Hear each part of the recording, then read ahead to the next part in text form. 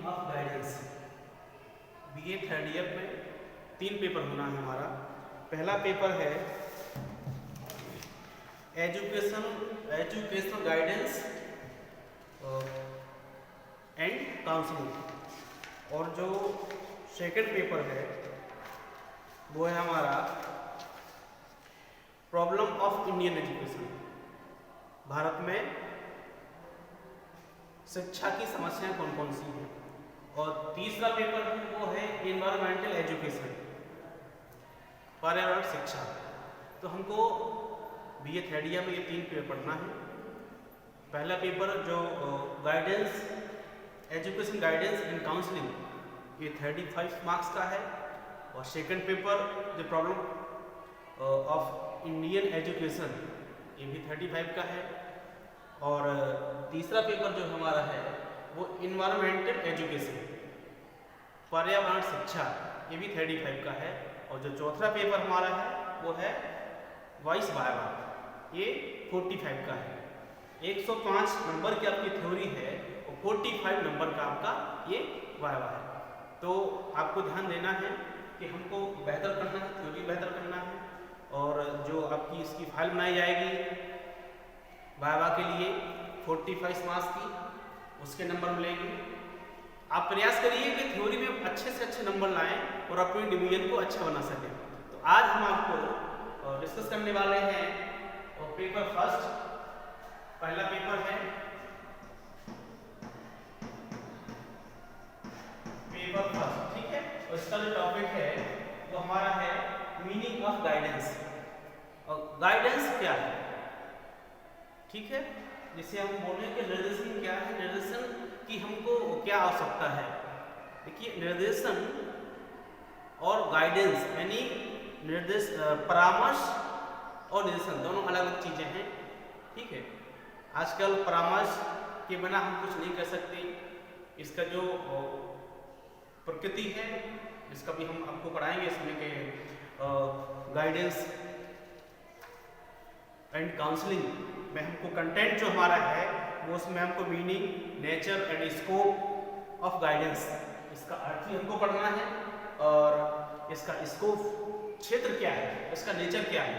तो जो हम बात कर रहे थे निर्देशन की, तो निर्देशन जो प्रकृति है वो बहुत ही अच्छी है, क्योंकि ये हर फील्ड में है। बिना निर्देशन के हम कुछ भी काम नहीं कर सकते हैं।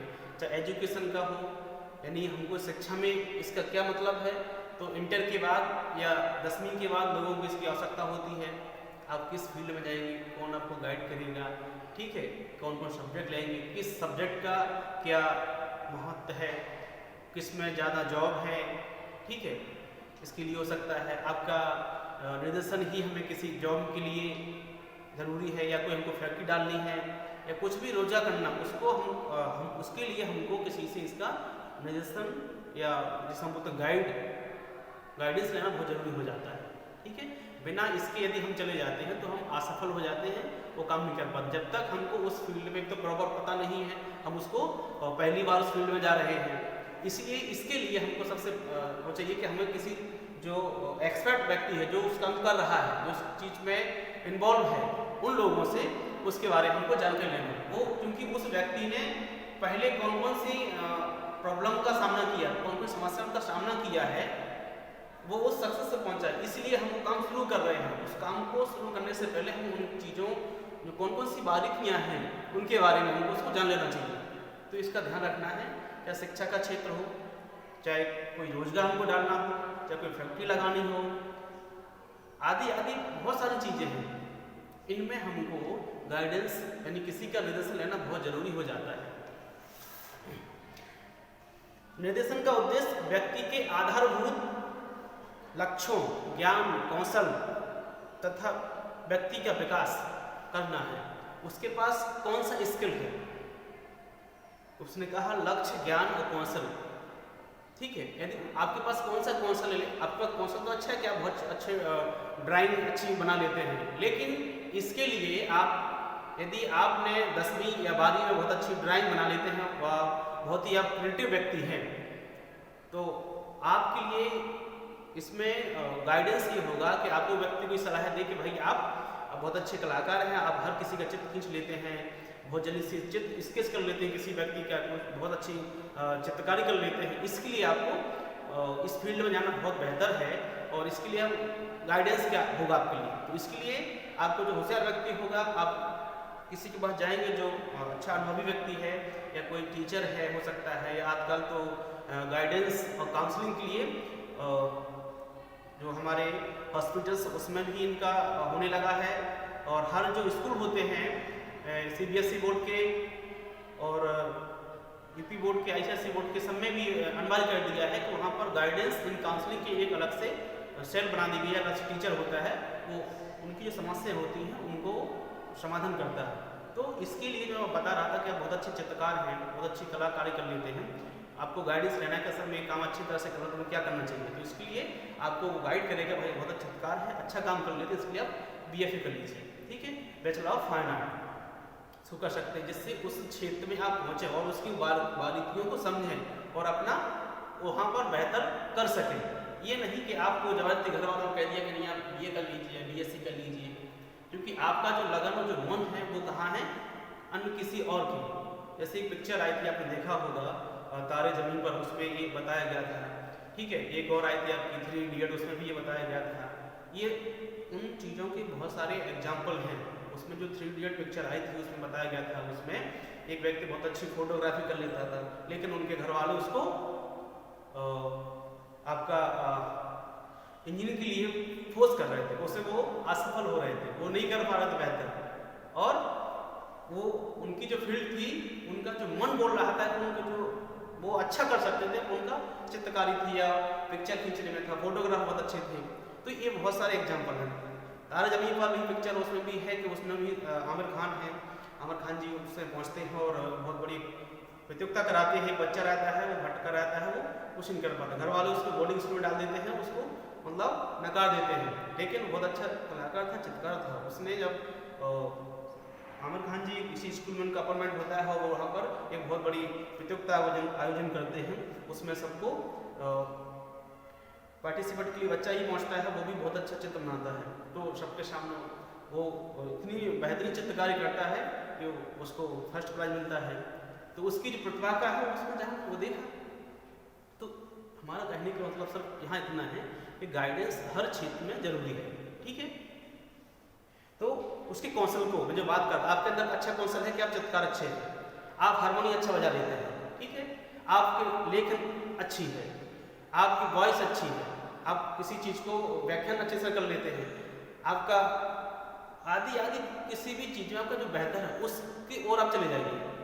ये नहीं कि आपका जो चीज़ है वो बहुत अच्छी है लेकिन उसको छोड़ करके आप दूसरी फील्ड में चले गए, वो ना तो वो काम पूरा हो पाया, जो करते थे वो भी आपका चला गया। तो यहाँ पर गाइडेंस का होना बहुत जरूरी है, गाइडेंस लेना बहुत जरूरी है। दूसरा आपका है कि निर्देशन एक संगठित प्रक्रिया है और विशिष्ट कर्मचारियों सहित उनकी आधारभूत एक प्रणाली होती है और एक सिद्धांत होता है। निर्देशन द्वारा व्यक्ति समायोजन के लिए तैयार किया जाता है, वो एडजस्ट कर पा रहा है कि नहीं। जैसे आपको बिना निर्देशन के कह दिया कि आपको आप कला के या आर्ट के विद्यार्थी हैं, आपको विज्ञान की विषय दे दिया जाए पढ़ाने के लिए, तो आप वहाँ पर अपने आप को समायोजन नहीं कर पाएंगे, अपने आप को एडजस्टमेंट नहीं कर पाएंगे, क्योंकि आपने कहीं पढ़ाई नहीं। साइंस में क्या है ना, मैथ पढ़ा, आपको दे दिया, अब आपने इंटर किया और आर्ट साइड से आपको आगे किसी और विषय दे दिया है, तो आपको समस्या होगी, आप अपने आप को वहाँ एडजस्ट नहीं कर पाएंगे।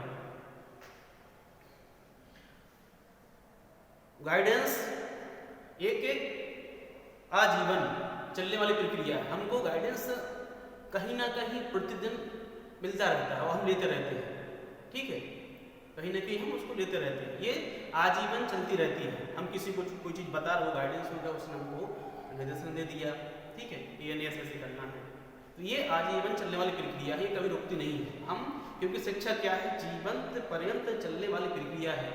ये जब तक हमारी मृत्यु नहीं हो जाती तब तक हम प्रतिदिन कुछ ना कुछ नया सीखते रहते हैं, इसलिए जीवन पर्यंत चलने वाली प्रक्रिया शिक्षा को कहा जाता है।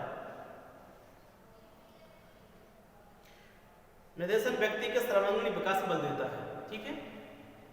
सर्वांगीण विकास का मतलब समझ हो गया कि हम यदि गाइडेंस लेते रहे लोगों से या पूछते रहें, अपने से बड़े हैं, हमारे टीचर हैं, उनसे कोई किसी चीज़ के बारे में डिस्कस करते रहे, पूछते रहेंगे, उसमें क्या होगा, हमको उसमें हम कुछ ना कुछ अच्छा जरूर करेंगे, नया जरूर करेंगे, इससे हमारा खुद का विकास हो, उस चीज में हम अव्वल हो।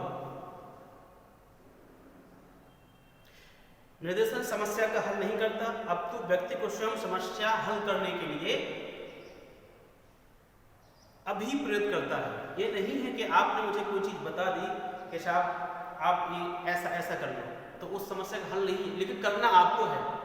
एग्जाम्पल के लिए जैसे मैंने कह दिया कि आप बहुत अच्छे डांसर हैं, ठीक है, तो ये नहीं है कि आपने हमारी समस्या का हल कर दिया, इसका मतलब ये कि आपको डांस करना पड़ेगा, उसी फील्ड में आपको जाना पड़ेगा, ठीक है, उसी फील्ड में जाना पड़ेगा, तभी आप उसको बेहतर कर पाएंगे।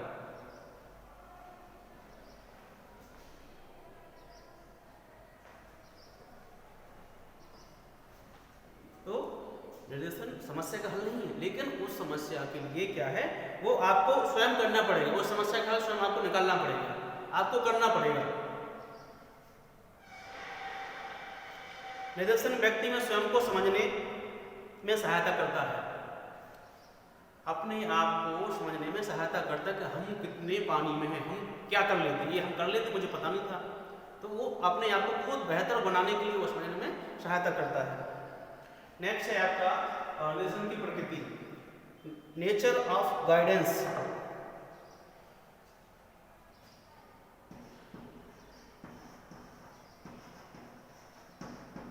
निर्देशन की प्रकृति,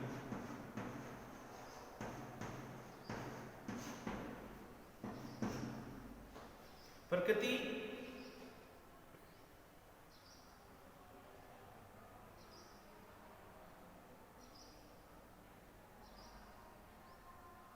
इसकी प्रकृति क्या, इसका नेचर कैसा है, इसका स्वभाव कैसा है। हम बोलते हैं ना कि आपका किसी कोई व्यक्ति मिलता है हमको और उसका व्यवहार हमें सही लगता है, तो हम लोग कहते हैं कि पता नहीं किस नेचर का व्यक्ति है, मीन्स उसकी प्रकृति पता नहीं क्या है। इसलिए हर विषय की अलग अलग अपनी प्रकृति होती है, साइंस की अलग होती है, मैथ की अलग होती है, शिक्षा की अलग होती है, हर क्षेत्र की अलग अलग प्रकृति होती है, हर व्यक्ति के अलग अलग नेचर होता है, वैसे ही सब्जेक्ट की भी अपनी अपनी प्रकृति होती है।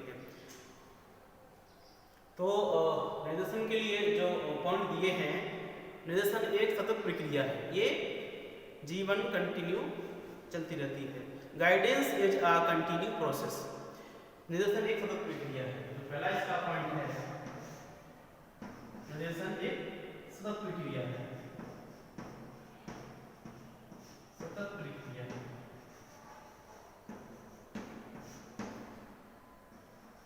सतत प्रक्रिया मीन्स आपका हो गया ये प्रत्येक अवस्था में निरंतर चलती रहती है, ठीक है, वो अलग चेंज होती रहती है, बाल अवस्था, किशोर अवस्था, प्रौढ़ावस्था, ठीक है, शिशु अवस्था, वृद्धावस्था, हर उसमें ये गाइडेंस अलग अलग चलता रहता है। इसका उद्देश्य व्यक्ति की व्यक्तिगत तथा सामाजिक समायोजन की में सहायता करना है। सामाजिक व्यक्ति की व्यक्तिगत सामाजिक समायोजन में सहायता करना है, उसको अपने आप को एडजस्ट करना है, इसलिए इसको continue, guidance is continue process. दूसरा पॉइंट है, निर्देशन स्वयं शिक्षा में है, निर्देशन स्वयं शिक्षा में है।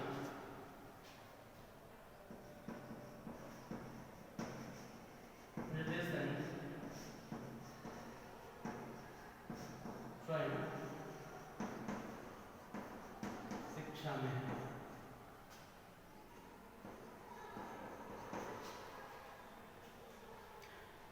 निर्देशन का उद्देश्य व्यक्ति को स्वयं समझने के लिए शिक्षित करना है। निर्देशन का उद्देश्य है व्यक्ति को स्वयं समझने के लिए शिक्षित करना है तथा उसकी क्षमताओं का ऐसा खुलासा करना है कि वह स्वयं को समायोजित तथा समुदाय का एक व्यवहारवादी सदस्य सिद्ध कर सके।